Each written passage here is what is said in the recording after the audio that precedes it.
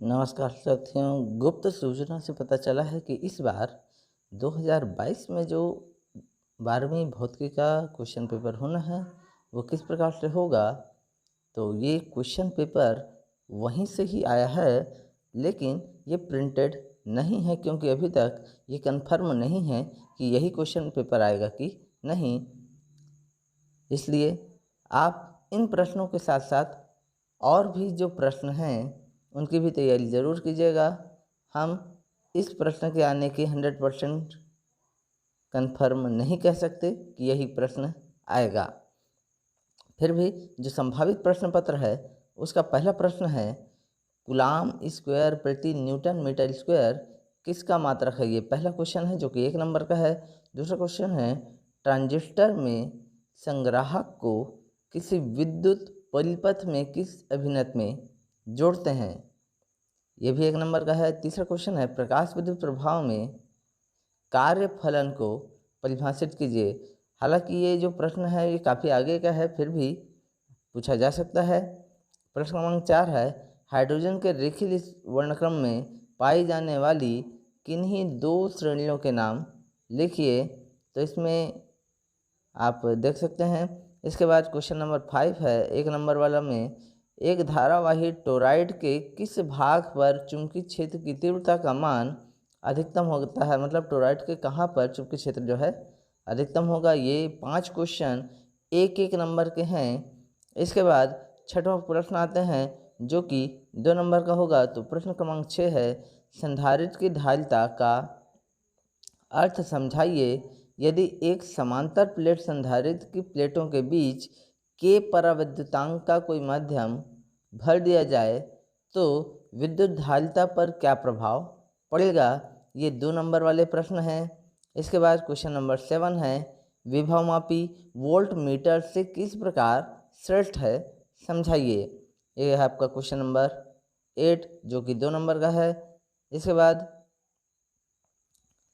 Next question है question number 8 विशिष्ट प्रतिरोध क्या है सूत्र व्युत्पन्न कीजिए। तो विशिष्ट प्रतिरोध का आपको सूत्र व्युत्पन्न करना है क्वेश्चन नंबर 8 में। और क्वेश्चन नंबर 9 है एनालॉग सिग्नल तथा डिजिटल सिग्नल में 4 अंतर लिखिए। देखिए ये क्वेश्चन भी आपका लास्ट साइड का है, फिर भी इस क्वेश्चन को बताया गया है। इसके बाद लास्ट क्वेश्चन है इसमें आपका 2 नंबर वाला जो है लॉजिक गेट क्या है, और गेट तथा नैंड गेट को आपको बनाना है।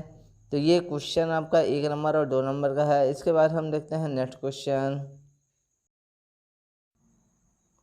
अगला है क्वेश्चन नंबर 11 हाइड्रोजन परमाणु के पाषाण श्रेणी के लिए अधिकतम एवं न्यूनतम तरंगदैर्घ्य की गणना कीजिए। ये 3 नंबर वाला प्रश्न है। इसके बाद क्वेश्चन नंबर 12 है व्हीटस्टोन सेतु का सिद्धांत क्या है। इसकी आपको क्या करना है व्युत्पत्ति कीजिए बोला जा रहा है। ये भी आपका 3 नंबर का क्वेश्चन हो जाएगा, 1 और 2 नंबर में डिवाइड है। इसके बाद क्वेश्चन नंबर 13 है स्वप्रेरण गुणांक क्या है। इसका बा भाग में दिया गया है 800 फेरों वाली कुंडली में 1.5 एम्पियर की विद्युत धारा प्रवाहित करने पर उसके प्रति फेरे में चुंबकीय फ्लक्स का मान 0.5 गुणा 10⁻⁻5 वेबर है। कुंडली का स्वप्रेरकत्व ज्ञात कीजिए। तो ये भी आपका 3 नंबर का प्रश्न है, 1 नंबर और 2 नंबर में डिवाइड है। इसके बाद नेक्स्ट है क्वेश्चन नंबर 14। तो यहाँ क्वेश्चन नंबर 14 क्या बोल रहा है 10⁷ एंगस्ट्रॉम से 10⁻10 एंगस्ट्रॉम तरंगदैर्घ्य परास वाले विद्युत चुंबकीय तरंग का नाम लिखिए। हालांकि ये क्वेश्चन भी आगे का ही है। इसके बाद क्वेश्चन नंबर 15 है निम्न की परिभाषा लिखिए। तो यहाँ पर आपको परिभाषा लिखना है। तो परिभाषा किसका लिखना है नमन कोण, या दूसरा भाग है दिक्पात का कोण, और तीसरा है पृथ्वी के चुंबकीय क्षेत्र की क्षैतिज तीव्रता। ये तीनों क्वेश्चन आपका 1-1 नंबर में आ जाएगा क्वेश्चन नंबर 15 का। इसके बाद आते हैं क्वेश्चन नंबर 16।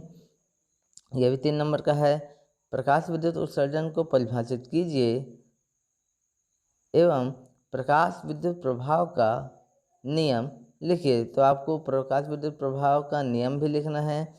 तो ये 2 क्वेश्चन जो है डेढ़ नंबर में करके 3 नंबर का दिया गया है। इसके बाद आते हैं क्वेश्चन नंबर 17। तो क्वेश्चन नंबर 17 क्या कर रहा है, अन्योन्य प्रेरकत्व गुणांक किसे कहते हैं?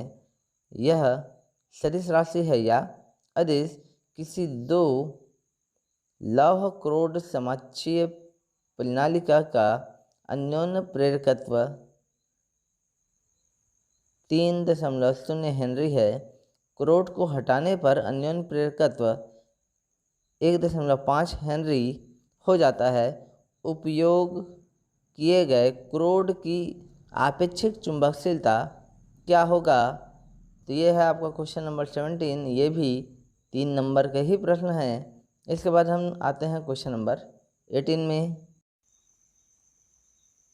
तो क्वेश्चन नंबर 18 क्या है, एक मोमबत्ती को अवतल दर्पण के सम्मुख 10 सेंटीमीटर की दूरी पर रखा गया है।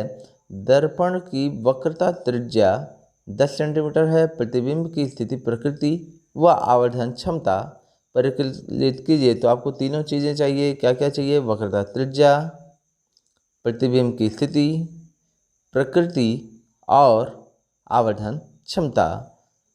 तो ये आपका क्वेश्चन है 3 नंबर का। इसके बाद क्वेश्चन नंबर 19, निम्न लॉजिक गेट का नाम बुलियन समीकरण लिखिए व सत्यता सारणी बनाइए। तो 3 चीज़ें इसमें करना है, लॉजिक गेट का नाम लिखना है, बुलियन समीकरण लिखना है और सत्यता सारणी बनाना है। तो इसमें कुछ कमी रह गया है, लॉजिक गेट का चित्र नहीं दिया गया है। नाम लिखने के लिए बोला गया है लेकिन इसका चित्र नहीं दिया गया है। तो आप अपने अनुसार लॉजिक गेट जो 3 प्रकार के होते हैं, एंड गेट, और गेट, नॉर गेट, या उसके जो विशिष्ट गेट होते हैं, नैंड गेट, नॉर गेट, आप अच्छे से उसका भी अध्ययन कर लेंगे। इसके बाद आते हैं क्वेश्चन नंबर 20, एक समान चुंबकीय क्षेत्र में स्थित चुंबकीय द्विध्रुव पर कार्यरत बल युग्म आघूर्ण हेतु व्यंजक स्थापित कीजिए। ये भी 3 नंबर का प्रश्न है। इसके बाद क्वेश्चन नंबर 21, यदि प्रत्येक सेल का आंतरिक प्रतिरोध बाह्य प्रतिरोध की तुलना में बहुत अधिक हो तो उसे किस क्रम में जोड़ने पर अधिकतम धारा प्राप्त होती है, समझाइए। ये भी आपका 3 नंबर वाला ही क्वेश्चन है। इसके बाद क्वेश्चन नंबर 22, 60 डिग्री कोण वाले एक प्रिज्म द्वारा उत्पन्न न्यूनतम विचलन कोण का मान 30 डिग्री है। प्रिज्म के पदार्थ का अपवर्तनांक ज्ञात कीजिए। ये भी 3 नंबर का ही क्वेश्चन है। इसके बाद आते हैं क्वेश्चन नंबर 23, प्रवर्धक क्या है? पीएनपी ट्रांजिस्टर का प्रवर्धक के रूप में अनुप्रयोग के सिद्धांत एवं कार्यविधि का सचित्र वर्णन कीजिए। ये भी क्वेश्चन 3 नंबर का है। और इसके बाद आते हैं क्वेश्चन नंबर 24, गॉस का प्रमेय लिखिए एवं गॉस प्रमेय की सहायता से अनंत लंबाई के एक समान आवेशित सीधे तार के कारण विद्युत क्षेत्र की तीव्रता की गणना कीजिए। इसके बाद हम आते हैं क्वेश्चन नंबर 25। तो क्वेश्चन नंबर 25 क्या कर रहा है, बायो सेवर्ट का नियम लिखिए तथा उसकी सहायता से किसी वृत्ताकार धारावाही कुंडली के अक्ष पर स्थित किसी बिंदु पर चुंबकीय क्षेत्र की तीव्रता का व्यंजक निर्मित कीजिए। ये क्वेश्चन है 5 नंबर का। अथवा में आपको जो क्वेश्चन दिया गया है, 2 तार जिनमें I1 और I2 धारा प्रवाहित हो रही है एक दूसरे के समांतर d दूरी पर स्थित हुए हैं या रखे हुए हैं। दूसरे तार की प्रति एकांक लंबाई पर लगने वाले बल के लिए व्यंजक उत्पन्न कीजिए। यह बल कब आकर्षण बल होगा और कब प्रतिकर्षण बल, ये भी आपको बताना है। और लास्ट क्वेश्चन है इसका, संधारित्र क्या है? संधारित्र का सिद्धांत लिखिए तथा किसी ऐसे समांतर प्लेट संधारित्र के लिए धारिता का सूत्र निर्मित कीजिए जिसमें आंशिक रूप से परावर्तित माध्यम हो तथा आंशिक रूप से वायु दोनों प्लेटों के बीच स्थित हो। इस यहाँ तक क्वेश्चन समाप्त होता है। इसके साथ ही हम आपको बताना चाहेंगे कि ये संभावित प्रश्न हैं, पूर्ण रूप से इसके आने की संभावना हम नहीं कर सकते, लेकिन इन प्रश्नों का अध्ययन आप अच्छे से कर लें। ये त्रैमासिक, अर्धवार्षिक, वार्षिक सभी में आपके काम आएगा। धन्यवाद।